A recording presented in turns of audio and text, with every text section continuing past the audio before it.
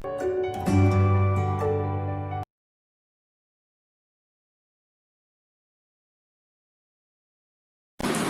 students, welcome to 9th Maths online classes. In our previous video, we were learning about statistics. We learned about how to make the frequency distribution table. Now we are going to do our next topic, that is graphical representation of data. So let's start.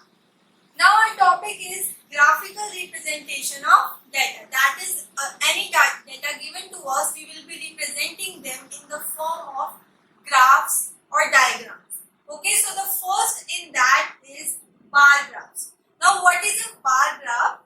Pictorial representation of data in which bars of uniform width are drawn with equal spacing between them on one axis. What it is saying is pictorial representation, that is a representation in the form of a picture of data in which bars of uniform width are drawn. What are these bars? I have drawn this diagram. This is a diagram of a bar graph. In these rectangles, this is my first rectangle, this is my second, and this is my third. These rectangles are my bars of uniform width. That is, their width will be same. That is this portion, this and this. This will be same with equal spacing between them. You can see that the space between these bars, like this space, is equal to this space. So the space between them should be equal and the bars of bar graph should be of uniform width. So now let's learn how to draw a bar graph. Now this is an example given to us. It says that monthly income of family is rupees 20,000, and out of these 20,000, how they spend them, it is given in the table. That is, in the groceries, they have around 4,000 expenses. It says expenses in 1,000 rupees. So it is my 4,000, 6,000, 6,000, 2,000 and 2,000.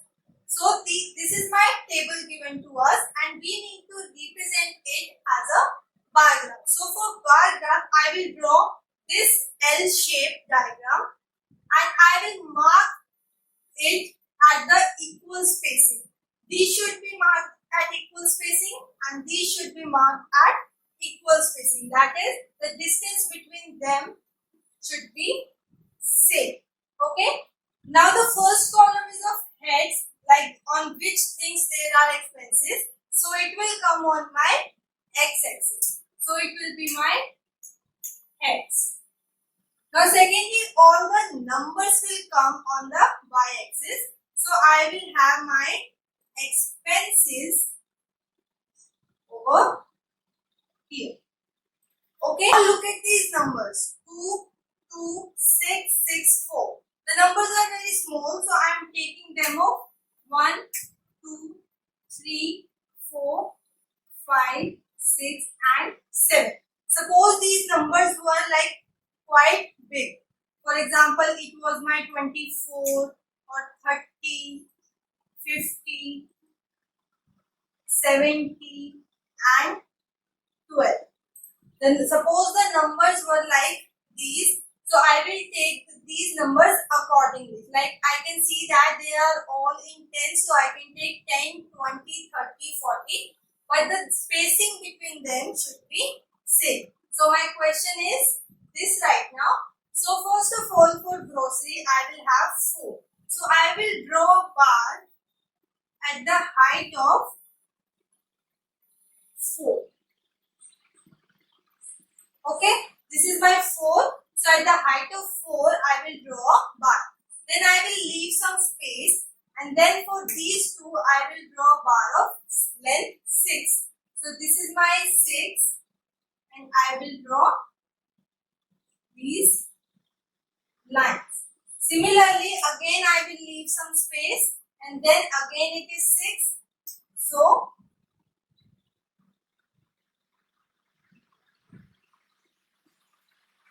then it's 2, so at the height of 2,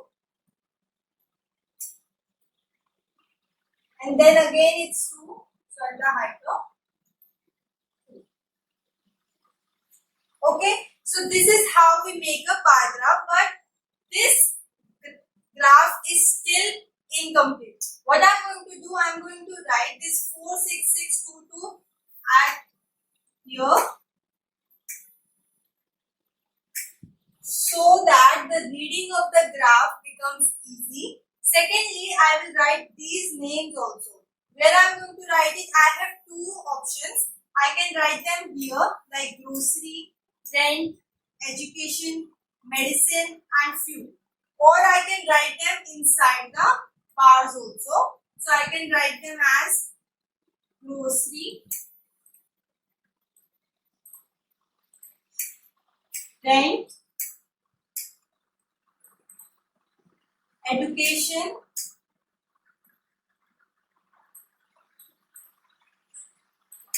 medicine,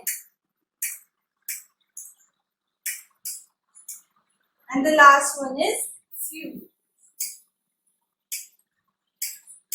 I can write these names in here also, and I can write these names under this line also, like grocery, rent, education, medicine, fuel. So this is the way of making the bar graph.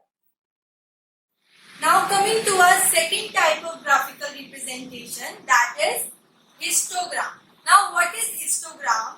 Histogram is same as bar graph but for continuous group data. Okay, for continuous group data.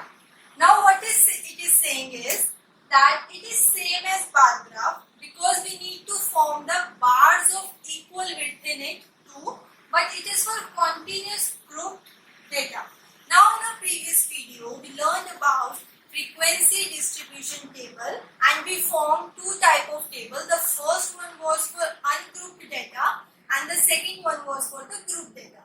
Now this figure, this graph is formed for grouped data only. Now the table in that is of the form in which we have class intervals like 10 to 20, 20 to 30, 30 to 40,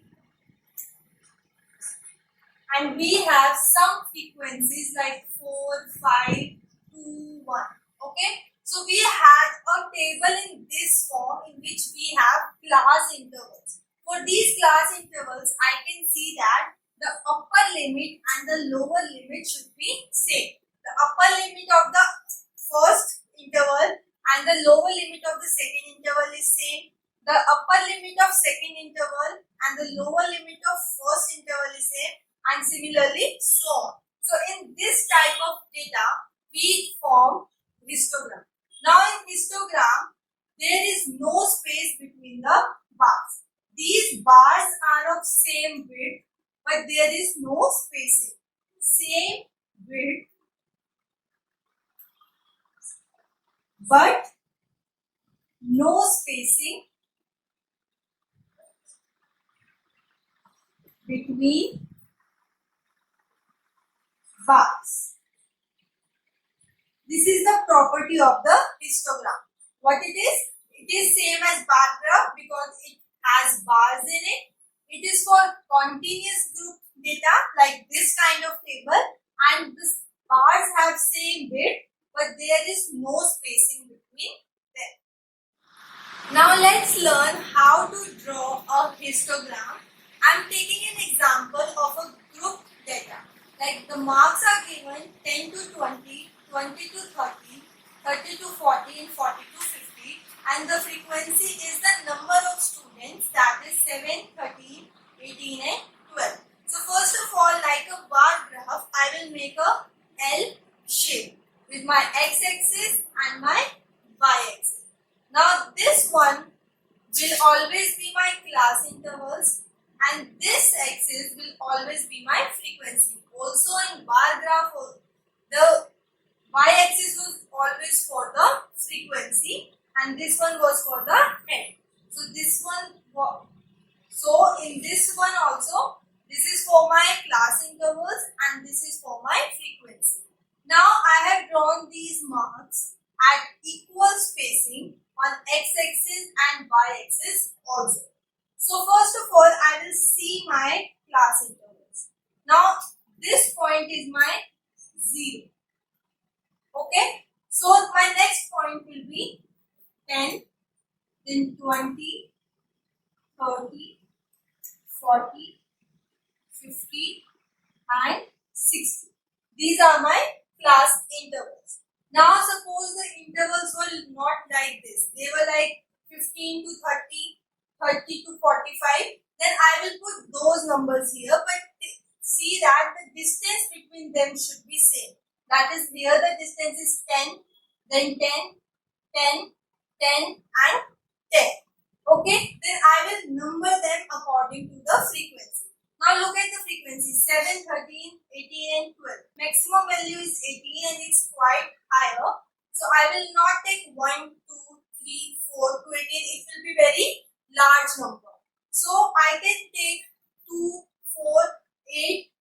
Still that is also very large. So I can take the table of 3.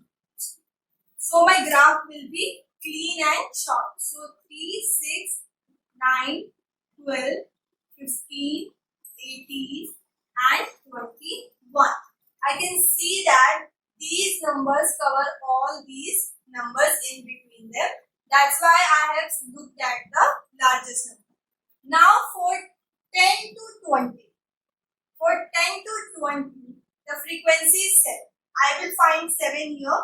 It's my 8 and then it's my 7. So this is my 7.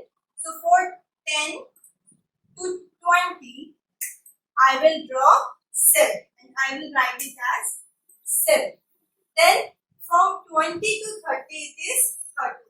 Since 20 is here and my 13 is here, so I will extend this line and join it with the 30. There will be no space between them and I will write it as 13. Then next is my 18 for 30 to 40. 30 to 40 here and my 18 is here.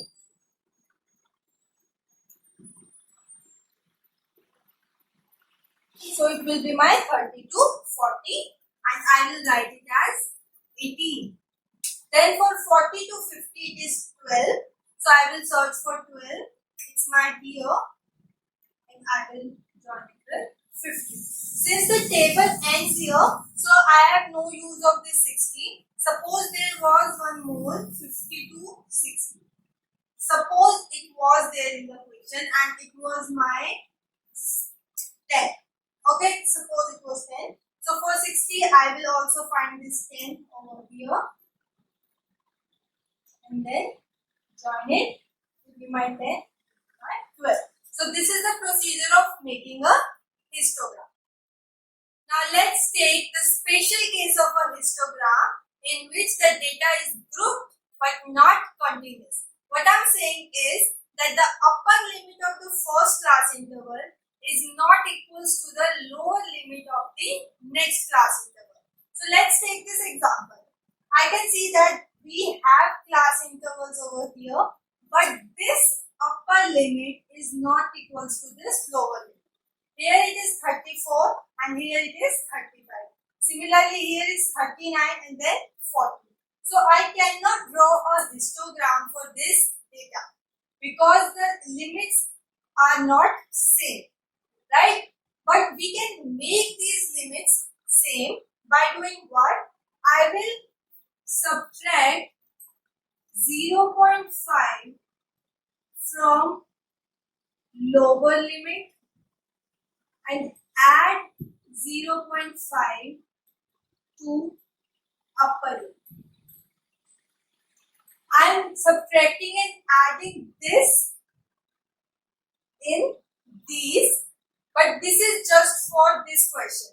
Suppose we had another question in which we have 30 to 34 and then 36 to 40. 36 to 40. Okay, suppose we had intervals like this Then we will add and subtract what? We will add and subtract 1 in this question. Why? Because the distance between them is 2 and 2 divided by 2 will be 1. Right? Similarly, here the distance between them was 1 and 1 divided by 2 is 0.5. That's why I am adding and subtracting 0.5 here. So we need to see the distance between these limits, that is the upper limit and the lower limit, and divide it by 2. So the number we will get, we will add and subtract that number. So according to this question, I have 0.5 and 0.5. So my new class intervals will be 30 minus 0.5, that is 29.5, and 34 plus 0.5, that is 34. 34.5, 39.5. So continuing in this pattern, I will get a table like this.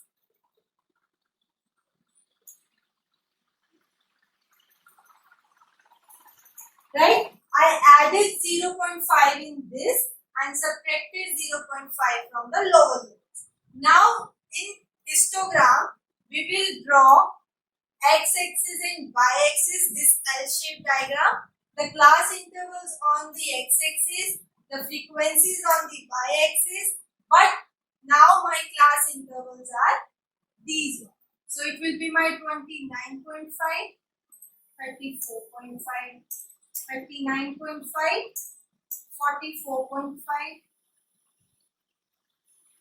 49.5, 54.5, and 59.5. Right? These are my points. I got these points. And my frequency, I can see that 4, 5, 12, 9, 5, 3. Maximum is 12. So to draw the clear graph, I can take the distance of 2 also. So I will take 2, 4, 6, 8, 10 and 12. 14, 16, 15. These are of no use because the highest is 12. But still I am making it. There is one more thing we need to see.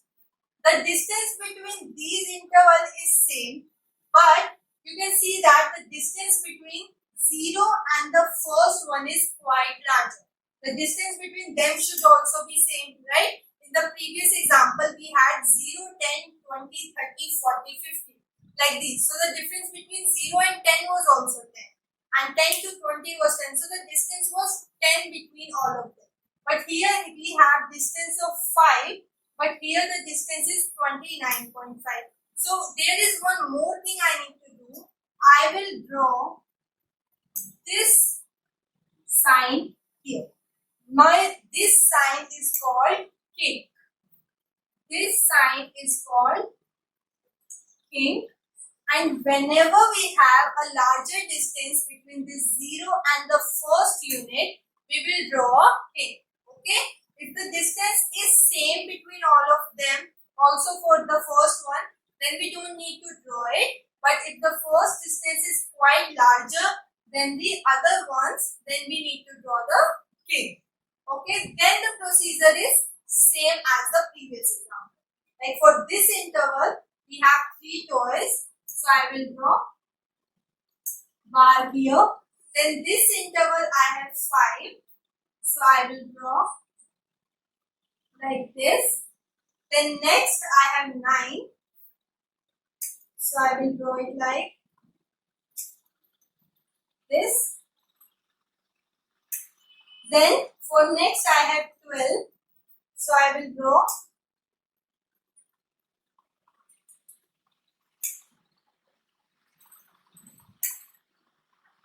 I will also write the numbers here 3, 5, 9, 12. Then for 49.5 to 54.5 I had 5.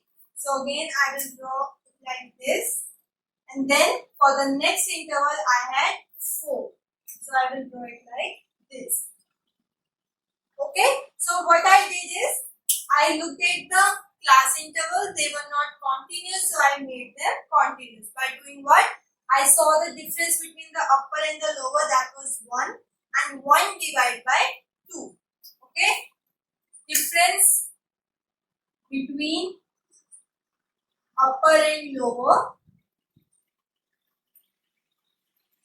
and then divide by 2. Here in this question I had difference 1. So 1 upon 2, that is 0.5. Always remember the upper and the lower difference means upper of the first and the lower of the second. Upper of first, lower of next one. Not the upper of and lower of the same interval. No. Upper of the first interval and lower of the next interval. Okay. So here I got 0.5. So I added 0.5 in the upper limit. Subtracted 0.5 from the lower limit. I got my new class interval and draw the histogram same as the previous example, but applying the kink also because the distance was quite larger.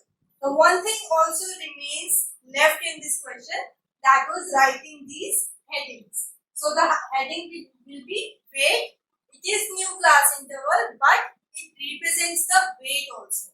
So here we will have weight, and here we will have number of turns. Okay, so this is where our chapter 14 statistic ends. We learned about how to make frequency distribution table, then we learned about bar graph, and then the histogram. So we learned two types of histogram for the group data and the group data but non-continuous data. So I hope you understand today's chapter. Keep practicing. Thank you.